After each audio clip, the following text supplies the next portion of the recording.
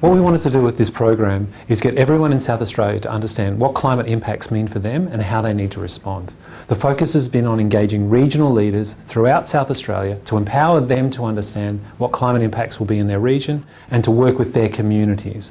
Regional leaders are trusted by their communities and they understand their communities, and they're the best people to represent the issues. So our program has been very much about identifying the leaders at the local scale and working with them within their regional context and their planning context. And local government's been particularly important in that. Climate change impacts everyone, and we're in this problem together. And what we wanted to do was create a mechanism where everyone shared the problem and was willing to work together to deal with it. And I think we've been very successful in that. There's been many positive outcomes as a result of this process. By working at a regional scale, we've allowed a diversity of approaches and unique and tailored approaches to suit each region. And really, that's the only way to tackle climate change.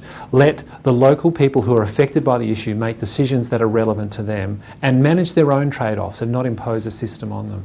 And I think the incredible diversity we've seen has been a key component of the success of the program. We've had to overcome a great number of challenges, and we've been allowed to do that in an adaptive way. We've looked at each challenge, whether it's convincing a group they need to be involved, working through our leadership structures, or securing funding from different sources, and we've been allowed to be innovative in how we approach those problems. I think this is a really good example of how adaptive management works to deal with really complicated problems. Sure, we could have improved on processes, but at the end of the day, we've had to try and innovate and grow this program and tackle issues as they come along. And some things we could have done better, and some things were wildly successful, way beyond our expectations when we first started them. And I think the success of the regional approach and how quickly everyone's gotten on board is an example of something that's worked well and something that's worked in excess of our expectations.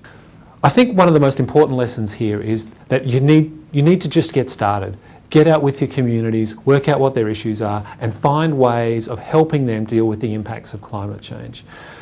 It's by creating that community base and getting the support at the local scale that you're able to convince other decision makers that this is something important and worthwhile, and that's how you begin to build the buy-in. The starting point for the LGA really started off around in 2008, where the Local Government Association's Mutual Liability Scheme started to trial the process of climate change risk assessment for our 68 councils in South Australia. That process was about identifying the likely impacts of climate change on our council's business and provide them with some guidance on how they might respond to those likely impacts. Over the course of the project, we identified that climate change impacts really were more than individual councils, and they actually had impacts across regions. And so the logical next step was to integrate the work that we were doing with councils individually into a regional process and engage all of the key stakeholders within that region, including Regional Development Australia boards and Natural Resource Management boards. The outcome that we were seeking was effectively to help councils become more resilient to likely impacts of climate change. The leadership shown by the Local Government Association really was a catalyst for helping councils to come to terms with what climate science was telling us were likely going to be the impacts of climate change in South Australia, and then what does that mean for our business, and what does that mean for our regions, and what does that mean for our communities. So the Mutual Liability Scheme project, the risk assessment, was very much a leadership project, and that has just been a great foundation project for us to deliver further outcomes. For me, the best outcome to date has been the partnerships and the linkages and the networks that we've created in this state, which also extend nationally and to some degree internationally as well. The South Australia has now got a fantastic network of people that are inspired and have the capacity to respond. They are decision makers in their own fields and are able to network and liaise with relevant bodies to get the best available science and the best information they need to make appropriate decisions for their organisations or communities.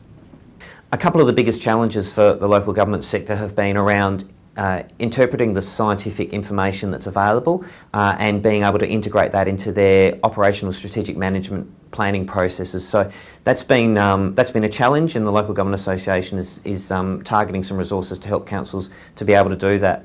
Another one of the biggest challenges has been around that mandate from the community. Back around 2007, 2008, we had a community that was very much aware of climate change and saw very strong political leadership from the federal and state government. That has changed over recent years, and councils are now experiencing a change in the mandate from their community. However, the challenge of climate change is not going away, and in fact, some might say it's actually increasing. So those have been a couple of the biggest challenges.